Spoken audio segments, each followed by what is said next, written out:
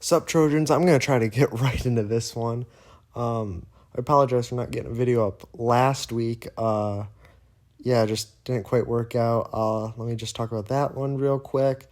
Giants really coulda, shoulda won in several aspects.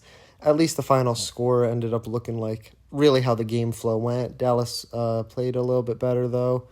A lot of things Giants could have worked on. And, I was optimistic for this week. I thought the Giants would have won just because of the performance against Dallas. Really looked like they were improving after that loss to the Lions. I thought the team was recovering very well.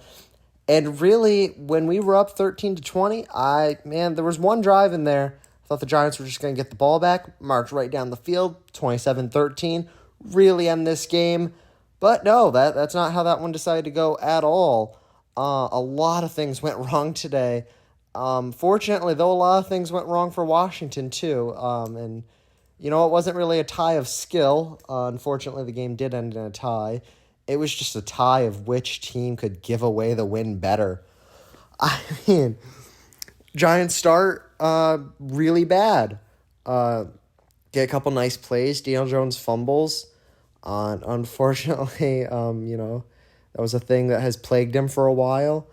And, yeah, Washington gets the ball. Thankfully, defense holds them to a field goal. Giants do nothing. And then Washington's up 10-0. Just like that. But then the team starts to come back, right? We sort of start to do the same thing back to them, right? The field goal, and then the 10-3, and then boom, 10-10. Like, okay, Saquon has a nice run on that touchdown. Oh, that was the drive where Darius Slayton actually caught a huge pass. That was an amazing play there between Daniel Jones and Darius Slayton. And then Saquon's able to end up getting it in for the touchdown. Then, Giants go out there. I forget, somehow other field goals happened. I think we both ended up 13-13. Yeah, 13-13 going into the half. Then, Giants come out from the half, immediately stop Washington. Actually, no, I don't think they just stopped Washington. Freaking Azeez Ojulari, who was great today. Him and Dexter Lawrence and Kayvon Thibodeaux. But it was mostly Azeez and Dexter Lawrence in regulation. Kayvon Thibodeaux really showed up in overtime.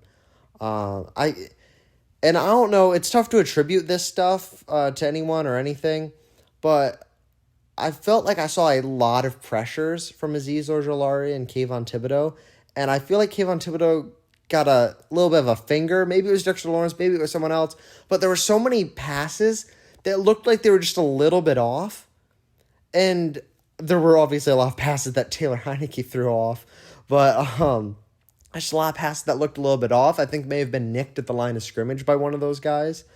But Azeez Ojulari freaking strip sacks Heinicke. Giants get the ball back, and Isaiah Hodgins, who has not been on the team that long, got his first touchdown on that drive after Azeez Ojulari was able to strip sack Taylor Heinicke there. That was great to see because Hodgins on the Giants' last field goal had a huge play that really should have given the Giants a touchdown, but the Giants couldn't quite find a way to get the ball in the end zone after that. I mean, Hodgins caught the ball, it was 10 yards the first down, let's say, or something like that.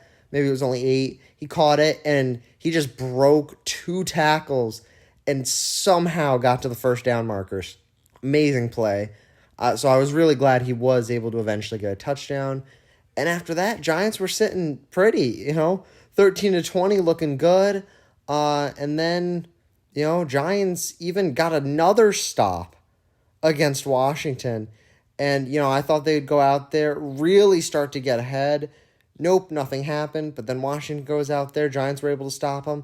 And then, or maybe it didn't even quite go like that, but then the Giants were driving down the field, not a ton of time left, looking okay, and John Feliciano, the center for the Giants, flexed.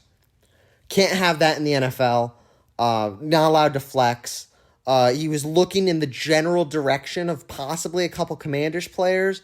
There was also Darius Slayton, who just caught an 8-yard pass there, though. Maybe he was flexing to his friend, right? Not according to the refs, that's a taunt. So back the Giants up, ruin a drive. They punt.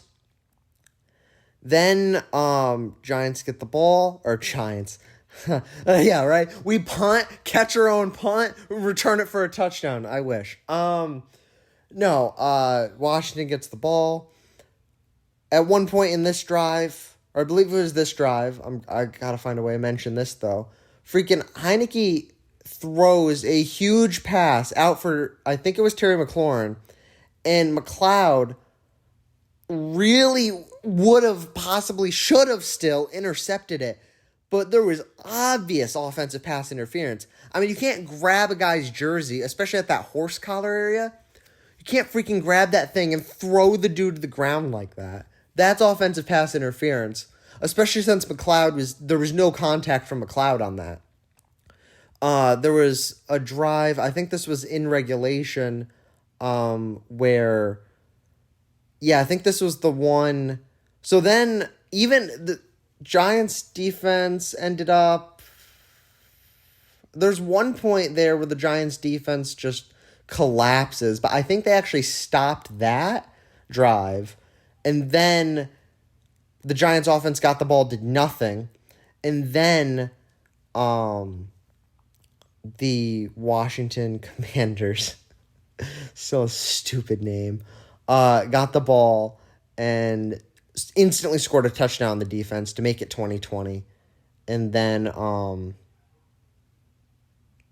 the Giants got the ball back. And you're thinking, all right, just a field goal cleans this thing up. So that the Giants go for a huge deep pass to Darius Slayton. Tough catch. I thought he made it. Looked amazing. But the ball hit the ground somewhere in there. He dropped it. And then the Giants do a very bold move here. The same play again, Darius Slayton, but at the outside this time instead. And I thought there was defensive pass interference, but there was also a lot of hand fighting. It's one of those ones where you could call it either way. So, you give the refs that one. So obviously that drive went nowhere because, then the Giants couldn't hit that play a third time. No, they didn't call that exact play. They called another play in which Daniel Jones actually almost threw an interception. So then Washington gets the ball back, Giants stop them, and then Giants get the ball back and just kneel, go to overtime. I don't know why. 13 seconds left, I'm throwing a Hail Mary. What are you going to lose? It's intercepted? Oh, you're sacked? I mean, come on. The game felt like it was lost at that point anyway. But then Giants get the ball to start overtime. This is where it gets really good. Giants get the ball to start overtime and do nothing. And then Washington gets the ball in overtime and they do nothing. And then Giants get the ball in overtime and they do nothing. And then this is where Kayvon Thibodeaux comes into play. This is why I made him the thumbnail of this video. Kayvon Thibodeaux has a great sack. Backs Washington up at their own 1 yard line.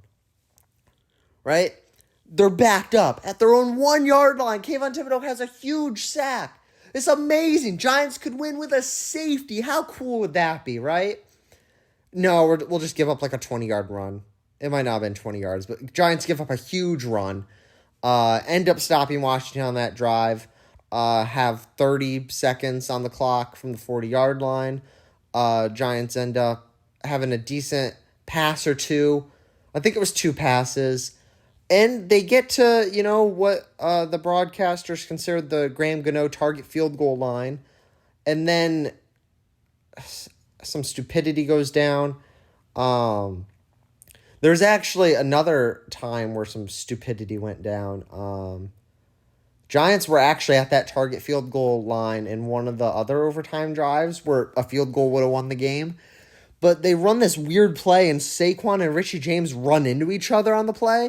And so then Daniel Jones just kind of tries to run forward, and it goes nowhere. The Giants ended up punting for that, and that's what set up Kayvon's sack. But really, the game should have been won right there. I would have just run it up the middle. Just done nothing crazy there. It was a 3rd and 3. It wasn't. No, it was a 3rd and 3. Yeah, it was a 3rd and 3. I'm just running up the middle, and then if it's 4th and 1, either kick the field goal or go for it. That would have made it a 57-yard field goal, which I guess would have been a yard closer than 58. But basically, target field goal line. Giants have a shot to kick the field goal and win. Graham Gano misses. It was so I thought it went in just the way it looked, but no, it was a little bit short. Because when I saw it like going right down the middle, I'm like, Graham Gano got it. Let's go. And nope, it missed. Graham Gano, I don't recall the time seeing him kick it short. Normally he's able to get enough leg behind it, but that one, not quite. That would have been amazing to see that field goal. Giants really needed that one. Unfortunately, not to be. But yeah, no. So it was a pretty bad game. On all parts. Credit to the defense though for hanging in there. Sheesh. I mean, they did it to themselves in a lot of ways. The defense definitely gave up a lot that they shouldn't have. Defense really needs to get better on tackling, but the defense held in there for the entire game. There wasn't a huge loss of production, especially when they were out there on the field for like 40 minutes. I couldn't imagine being out on an NFL football field for 40 full minutes. That'd be insane. Gosh, I'd be way too tired. So props to them for hanging in there. And then the offense is, I have so many problems with the offense. The play calling, the offensive line really is, gosh. You would think, I mean, Joe Schoen went out in the off season, made a big point about getting 4 new offensive linemen, because we needed 4 new offensive linemen. And like Glowinski wasn't really great today. The times he was great, a huge play happened. Like it really felt like just the offensive line could hold up, a huge play would happen. I think a lot of the skill guys are there. Deion Jones and Saquon Barkley, they're good. Plays can happen. But the offensive line needs to hold up. I don't even think it's a wide receiver. Honestly, screw wide receiver. I don't even care about big-name wide receiver right now. What this game tells me is, man, we just need that offensive line to hold up. A lot of games this season has said that, but this offensive line needs a huge, huge improvement. It's got to come from something. Get a new center in there. Get all new guards in there. Man, just got to figure something out on that offensive line. But yeah, this was a game that was in the Giants' reach. Really, the Giants should have found a way to win it somewhere in there. There were several chances. It's tough to point to one exact thing because they just threw away the win so many times. Over and over and over again. I mean, if I were to go through the list, I think I kind of did just go through the list of times they couldn't win, but and I didn't mention a few other things. It probably adds up to like 20 times. We had a chance to win that game. Just Giants needed more today, and unfortunately they didn't get it. For the whole thing, though, a tie doesn't absolutely kill the Giants. It just sucks because this is a game I felt like the Giants should have won, and I felt like even during the game, I felt like they should have won it. So, yeah, the tie really feels like a loss, but it doesn't sting like a loss. There's not that pain with like a heartbreaking loss there. All the other losses this season, save the Lions. Unfortunately, I couldn't watch the Lions game, so I didn't really feel that loss. It's basically like just watching a loss counter go up, and you're just like, oh, okay. But probably if I had watched that game, that one would have hurt a lot, just because I really felt like the Giants should have beat the Lions too. But the other losses this season I've seen haven't stung that bad. Losing to Dallas both times. You know, they played like the better team. Even Seattle, man, Giants. I mean, the fumbles hurt, but it just didn't sting. If the Giants had lost this one, it would have stung really bad. And I thought they were about to at so many points in the game, but that defense was able to hang in there, and the Washington offense couldn't get their part done. Just sucks when the game, you have so many chances to win the game, and somehow, some way, it just doesn't go your way time and time again. You got to hope that the Giants are able to come Washington's 2 weeks of preparation against them the next time they face. But up next, we got an opponent we can beat. That's the Philadelphia Eagles. Giants have a shot at them. It's a game I'm not expecting the Giants to win like I was this week, but it's a game I feel like the Giants can win. Definitely evenly matched opponents. Not necessarily because I think the Giants are better than Philly. Philly looked good, especially against Tennessee, even unless Tennessee somehow made that huge comeback. Last time I saw the score, Philly was well ahead. Look, Philly clearly looks like the better team, but I think the Giants really stand a good shot against Philly. Just can't have nonstop mistakes. Like, I'm not even saying that the Giants have to perform perfectly every single time they have the ball, but just can't make silly mistakes and just throw the game away. All right. Anyway, I'll see you guys in the next one.